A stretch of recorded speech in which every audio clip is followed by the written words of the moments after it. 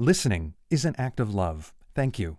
You can help lift up the voices, stories, and challenges we share by making a contribution at thiswayout.org. A sincere thank you to all of you who already support This Way Out. Your support matters. I'm Wendy Natividad. And I'm Joe Bainline. With NewsWrap, a summary of some of the news in or affecting LGBTQ communities around the world for the 2 weeks ending December 4th, 2021. Botswana's Court of Appeal has upheld the repeal of 2 sections of the penal code that criminalized homosexuality. The government's argument against a 2019 High Court ruling that struck down the queer sex ban was the lack of evidence that attitudes toward LGBTQ people had evolved. But the 5-judge appeals panel ruled on November 29th that the statutes banning carnal knowledge of any person against the order of nature and indecent practices between persons indeed violated the right to privacy, the right to liberty, security of person and equal protection under the law, and the constitutional right to freedom from discrimination. In announcing the unanimous decision, Court of Appeal President Ian Kirby said, "Those sections have outlived their usefulness and serve only to incentivize law enforcement agents to become keyhole peepers and intruders into the private space of citizens." Private consensual adult same-gender sex had been punishable under statutes established during British colonial rule in the southern African country by up to 7 years in prison. Lesbians, gays, and bisexuals of Botswana chair Sethunya Moseme told Reuters, "This will forever change the landscape of democracy, human rights, and equality in Botswana. Finally, the state will have no business in what 2 consenting adults do in their privacy." The Supreme Court of Mauritius has heard a challenge to its anti-queer sex laws. 31-year-old human rights activist Abdul Ridwan Faraz Asik is asking the court to overturn an 1838 colonial-era penal code, Section 250, according to the queer South African website Mamba Online. The law punishes those convicted of the crime of sodomy with up to 5 years in prison. Asik told the justices, "I'm just a normal person. I pay my taxes. I don't want to be considered a criminal." He's supported by the country's oldest and largest LGBTQ rights group, Collectif Arc-en-Ciel. Collectif President Muriel Ivan said in a statement, "It is our greatest hope that the Supreme Court will relegate this law to the history books, and our country can finally live up to its reputation as a rainbow nation where every citizen is treated fairly, equally, and with dignity." Asik is represented by attorney Gavin Glover, who says that getting the Supreme Court to actually hear the case was a victory in itself. In an interview after the hearing, Glover said, "Given the compelling evidence for striking down this law, I think we can be very hopeful for a positive result." Mamba Online reports that Asik's next hearing is scheduled for early next year. In India, the Delhi High Court has once again delayed hearing a combination of marriage equality cases, this time because of a request by some of the plaintiffs. They've asked the court to live-stream the proceedings because the decision directly affects nearly 8% of India's population thought to be LGBTQ. They argue that it is consequently an issue of great national importance. The Delhi High Court has given the government until February 3rd to respond to the live-streaming request. The government itself opposes marriage equality. The cases involve same-gender couples seeking to marry and queer couples asking for recognition of their legal marriages performed in other countries. Another plaintiff is a transgender woman who entered into a civil union with her husband in South Africa. Generally speaking, the decision of any regional high court in India applies nationally, unless another court has issued a contrary ruling. Canada's House of Commons approved a bill to ban conversion therapy for minors on December 1st. Prime Minister Justin Trudeau's Liberals sponsored the legislation, and Conservative Party leader Aaron O'Toole allowed his caucus to have a free vote on it. But when the vote turned out to be unanimous just 2 days after it was introduced, many lawmakers on both sides of the aisle were surprised. The Commons erupted in applause. Several Liberal cabinet ministers walked across the floor to shake hands with their Conservative counterparts. There were even some hugs. An earlier version of the ban on the discredited practice that claims to make queer people straight passed in the House earlier this year. However, the Senate did not consider it before Prime Minister Trudeau called snap elections in September. No timetable for Senate consideration of the reaffirmed House bill has been announced. Hungarian lawmakers overwhelmingly approved a bill this week to hold a public vote on the dissemination of so-called LGBT propaganda, a move likely to intensify Hungary's collision course with most fellow members of the European Union, let alone the distress it will create for queer Hungarians.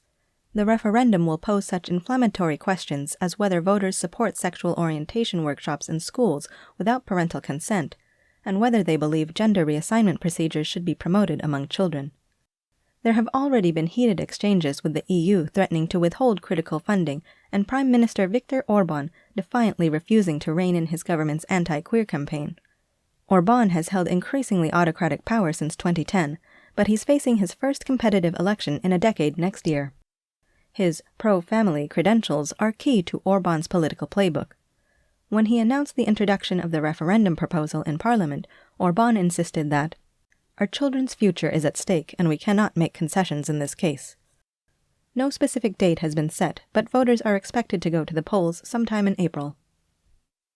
Queer politicians have scored some major firsts in at least 4 countries. Lena Axelsson Kielbaum is a former head teacher and lawyer.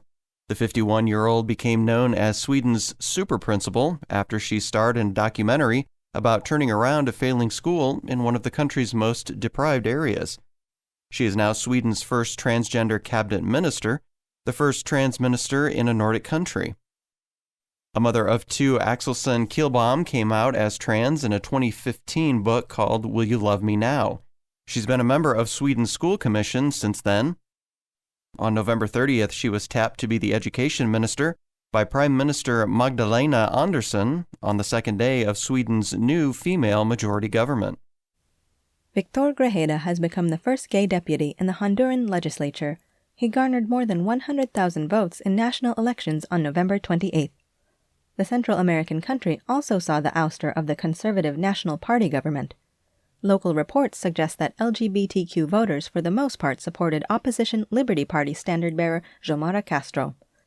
Her stated support for marriage equality is in stark contrast to the 12-year reign of the Nationals, during which anti-queer discrimination and hate violence have mushroomed.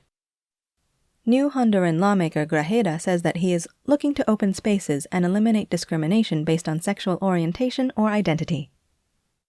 Amelia Schneider has become the first out transgender person to be elected to the National Congress of Chile. The 25-year-old former student activist received more than 26,000 votes and will represent a district in Santiago when she's sworn into the Chamber of Deputies in March. Schneider says she hopes to expand rights in a stable and dialoguing manner. Schneider is concerned, however, about the presidential runoff election on December 19th. Other LGBTQ activists are worried too. Left-wing candidate Gabriel Boric is battling far-right populist Jose Antonio Cast, who topped all candidates on November 21st. Cast was forced into the runoff because no candidate won the required 50% of the vote.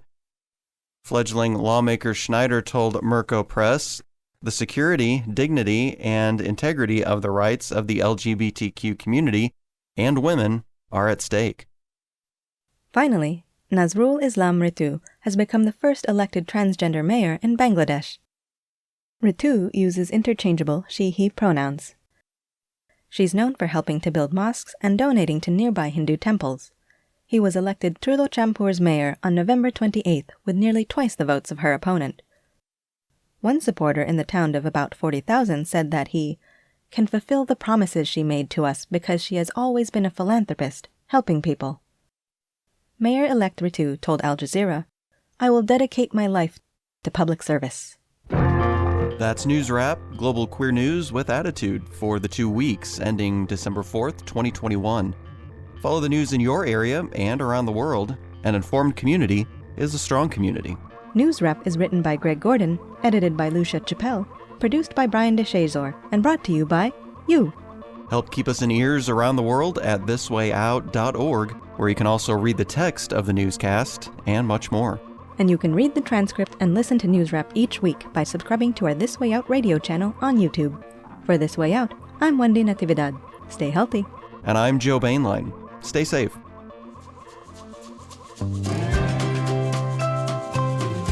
This Way Out delivers LGBTQ news and culture to more than 150 local communities on radio stations around the world. And we are also a free online news service. You can choose your favorite way to listen, online or on the air, at thiswayout.org. Please sign up for our free e-newsletter, Inside This Way Out. We'll respect your trust in us and make sure your personal information is never shared with others. Just send us an email at info@thiswayout.org to receive the informative and unique addition to the show. You'll be invited to join us for a more in-depth look into our stories and be encouraged to learn more about This Way Out's 3 decades of broadcast activism. We hope you choose to join us in celebration of LGBTQ history and culture. Email us at info@thiswayout.org to join the movement. We'll make sure you always know what's going on inside This Way Out.